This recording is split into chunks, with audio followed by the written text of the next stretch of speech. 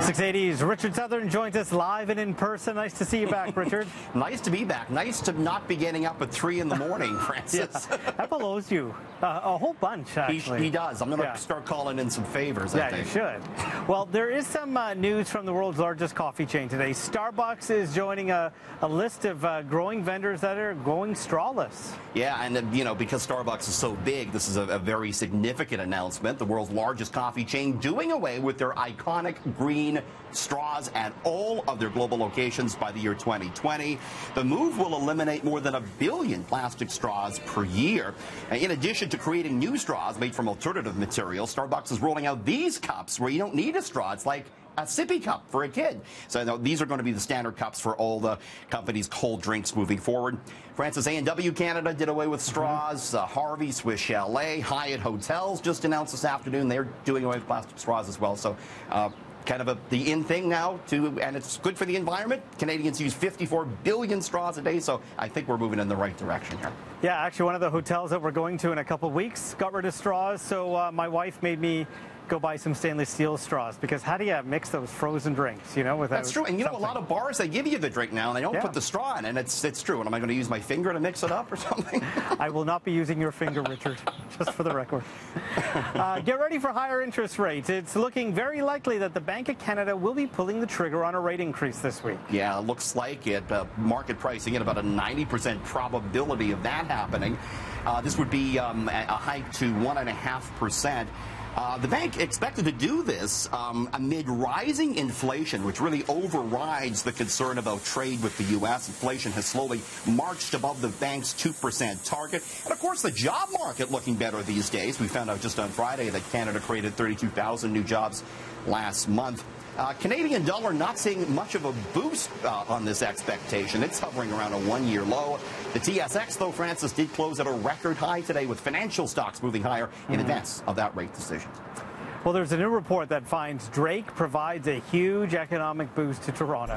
Yeah, we got to thank Drizzy, I think. One market analyst gives Drake credit for 5% of Toronto's $8.8 billion tourism industry, meaning that Drake drove at least $440 million to the local economy last year alone. Some think it could be even more than that. Of course, Drizzy has helped revitalize the city's image by teaming up with the Toronto Raptors. Also uses his OVO brand to boost local artists, and he's into the hospitality and restaurant biz in the city as well. So whether you like his music, Francis, I think you got to give Drizzy some credit for what he's done to the city. There you go. So do you own an iPhone, Richard? I do. Really? Well, apparently a new study says you're rich.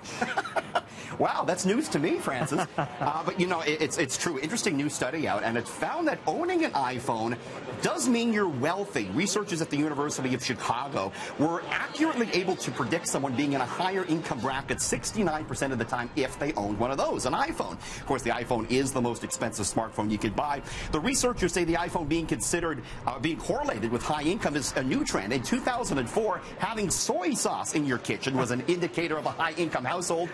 12 years prior to that, Francis, buying Grey Poupon palm mustard was the most reliable sign that you were wealthy. But now it's the iPhone. So from soy sauce to the iPhone. There you go. Good to know.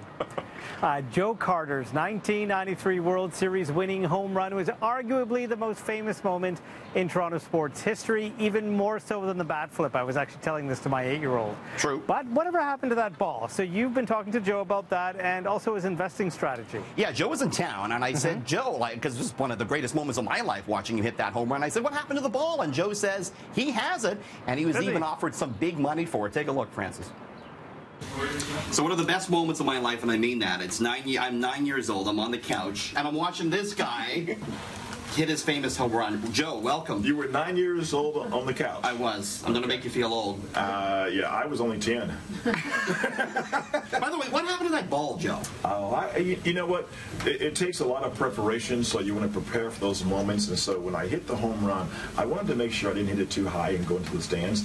And so I wanted to hit the back wall, so I did. I hit it, barely went over the fence, hits the back wall, comes back to my bullpen catcher, Coach John Sullivan, and he presented to me after the game, and so I have the baseball. Have you ever thought about selling it? No. I mean, what would you think that would go for, that ball? Well, Charlie Sheen offered me $1 million for it. And you turned Charlie Sheen down $1 million for that ball? Yeah. I told him I'll take $1,000,001. He wouldn't go up for the extra dollar. No, I will never sell that baseball. Are you kidding me? We're in the business center here. Are you big into finance? Are you big into stocks? And what's your scene with that, Joe? We do a lot of blue chip, a lot of value stocks, the blue chip, because I'm not interested in, making you like that sure bet. That's sure, yes. Good advice, Joe. Because you already got the money, and I've always said, never invest more than you can afford to lose. Francis, he must be a smart investor if he turned down $1 million for that ball. Can you believe it? I totally would have sold it, Richard. Totally. I think Joe's got enough money in the bank that he could pass on Charlie Sheen's offer. Probably. Pretty cool. Thank you, Richard.